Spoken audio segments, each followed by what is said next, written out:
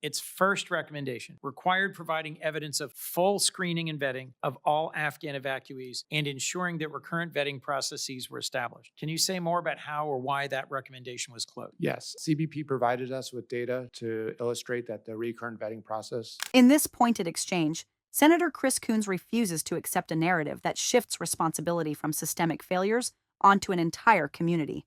As he presses federal officials, Coons redirects the focus toward mental health, public safety resources, and whether political framing is being used to justify demonization rather than prevention. What unfolds is a challenge not just to policy, but to how tragedy is being used to shape the story. Specialist Sarah Beckstrom should be alive today, and Staff Sergeant Andrew Wolf should not be fighting horrific injuries, and they and their families are in my prayers. One man, Mr. Lankenwall, did a horrible, tragic thing. That does not mean all of those of his same background deserve to be punished. Instead, we should, as several of my colleagues have suggested, have a real conversation about how we ensure this doesn't happen again.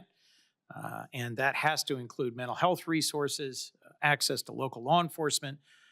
Could you three each just briefly answer, is there any specific flag or piece of information that your clear DOD missed about Mr. Lankenwall as he was being reviewed for admission to this country that can be attributed to the broader issues or potential deficiencies in vetting discussed in your various reports? We didn't look at the specific individual, and I don't want to comment on him now because of the open investigation. Understood. Mr. Baker? Really the same. Mr. Rourke?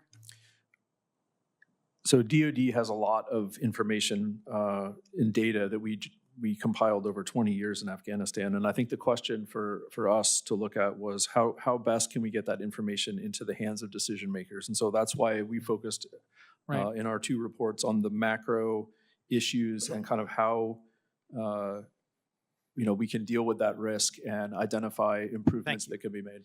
So I'd appreciate more follow-up from you on that, but here's what I just heard from the three of you. We're not here at a hearing where you looked at this tragic case and this individual and then looked back at the raft of previous reports and your work to say this is the failure in vetting or this is the process issue that led to this individual being in the United States. I think it's apparent we need to have a serious conversation about Mr. Lankenwall's case, his mental health struggles, how we could identify and ensure that a similar threat is stopped before a tragedy strikes. But I do disagree with the way this hearing was framed, both in its title and I think its overall objective to justify the demonization of the Afghan people, and in particular, those who served alongside our troops and came here through the post-conflict relocation. Deputy Inspector General Adelman, I've been really concerned with the impact of the Trump administration's cuts to public safety and counterterrorism grant programs to states. I've been concerned with its reassignment of thousands of law enforcement personnel to support mass deportations of individuals without criminal records.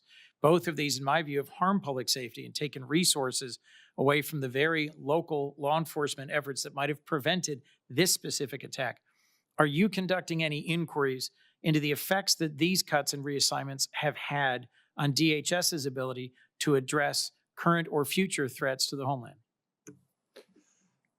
Normally in our work, we would wait till the grants are paid out before we would take a look at them. I understand this situation creates a different issue, so it's something that we can take under consideration. I mean, there were additional mental health grants cut today. There were law enforcement related grants cut last year. My hope is that you will do some of that work and then come back to the chairs of these subcommittees to discuss it. A last question for you, if I might, Mr. Adelman. Your 2022 report, OIG 2264, its first recommendation required providing evidence of full screening and vetting of all Afghan evacuees and ensuring that recurrent vetting processes were established. Your testimony says you closed that recommendation. Can you say more about how or why that recommendation was closed? Yes, CBP provided us with data to illustrate that the recurrent vetting process was created and followed. They also showed that they had obtained additional information potentially through when someone's applying for immigration benefits. We are doing follow-up work to look at the current recurrent vetting process and if things have improved in terms of information sharing. I look forward to hearing about your new study about the recurrent vetting process, and I welcome that analysis. But let me just make sure I heard you right. That first recommendation required evidence of full screening and vetting and ensuring that recurrent vetting processes were established. And you closed that recommendation. That's correct. Thank you. Thank you, Mr. Chairman. What unfolds here is not simply a debate about immigration policy. What unfolds is a moral test. A test of whether a nation that sends its sons and daughters into war is willing to stand by those who stood beside them when bullets were flying and lives were on the line. This moment forces Americans to confront a painful contradiction, asking foreign allies to risk everything for U.S. forces, then turning away when those allies seek safety after fulfilling their duty. The tragedy that opened this hearing is heartbreaking and deserves justice. The loss of life is real. The grief of the families is real. But what is equally real is the danger of allowing fear and political calculation to transform that tragedy into a weapon against entire communities who had nothing to do with the crime. When one horrific act becomes justification to punish thousands of innocent people, the result is not justice. It is collective blame dressed up as security policy. The decision to freeze asylum, suspend processing, cancel interviews, and target people based on their country of origin sends a chilling message far beyond America's borders. It tells future allies that loyalty may not be enough. It tells interpreters, guides, and local partners in future conflicts that even years of service, sacrifice, and vetting may not protect them when political winds change. That message is not just cruel, it is strategically reckless. Veterans understand this better than anyone. They know what it means to rely on local allies to survive patrols, to avoid ambushes, to navigate hostile territory. They know that trust on the battlefield is built on the belief that America keeps its word. When veterans say they feel shame and moral injury over how Afghan allies are being treated, that is not a partisan talking point. It is a warning from those who carried the burden of war. This moment also exposes a deeper problem: the willingness to blur the line between accountability and scapegoating. Proper vetting, security reviews, and lawful processes matter. But when those tools become instruments to single out people based on nationality, when entire groups are treated as suspect, the country moves away from equal justice and toward fear-driven governance. That shift damages not only immigrant communities, but the credibility of American leadership itself.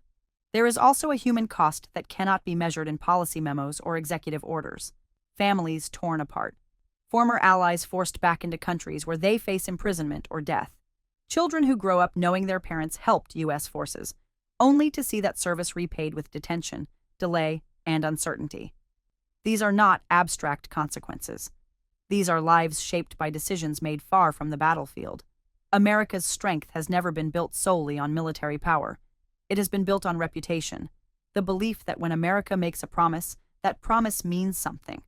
When that reputation is weakened, when allies see loyalty rewarded with abandonment, the damage lasts far longer than any single administration or policy cycle. Trust, once broken, is not easily restored. This is why this moment matters, not just for Afghan allies, not just for veterans, but for the future of American credibility, moral authority, and strategic partnerships. A nation that expects courage from others must be willing to show courage in return, even when doing so is politically inconvenient. Standing with allies after the war is not charity. It is not weakness. It is the completion of a promise made in the most dangerous circumstances imaginable. If America wants others to stand with its troops in future conflicts, then America must prove that standing with U.S. forces does not lead to abandonment, detention, or silence. History will remember how this moment was handled. It will remember whether fear was allowed to override fairness, whether political pressure outweighed principle, and whether the country chose to honor those who honored it first. The question is not whether security matters. The question is whether justice, loyalty, and national character matter just as much. Because a nation is judged not only by how it fights wars, but by how it treats those who fought alongside it when the war was over.